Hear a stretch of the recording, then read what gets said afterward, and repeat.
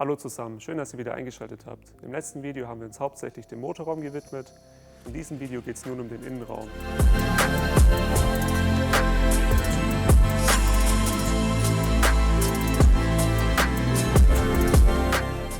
Nachdem die Hitzeschutzdämmung verklebt wurde, kümmern wir uns um den Teppich, der im kompletten Innenraum verklebt wird.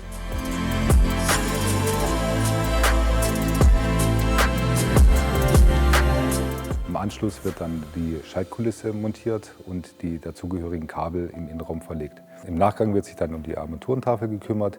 Das dazugehörige Holz wird mit Handarbeit an das Leder angepasst.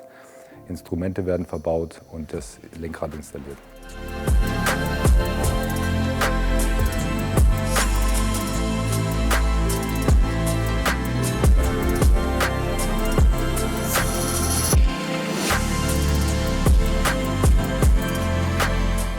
Zu den Instrumenten gehört natürlich immer ein Original-Bäckerradio.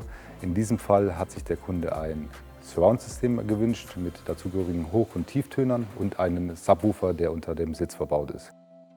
In diesem Fall kann der Kunde auch mit diesem System telefonieren mit dem dazugehörigen Handyhalter. In diesem Fall hat sich der Kunde eine Original Fuji King Klimaanlage gewünscht, die in dem Interieurleder bezogen ist. Im nächsten Video werden wir uns das Hardtop, Softtop und die Chromverzierung anschauen. Schön, dass ihr eingeschaltet habt. Bis zum nächsten Mal.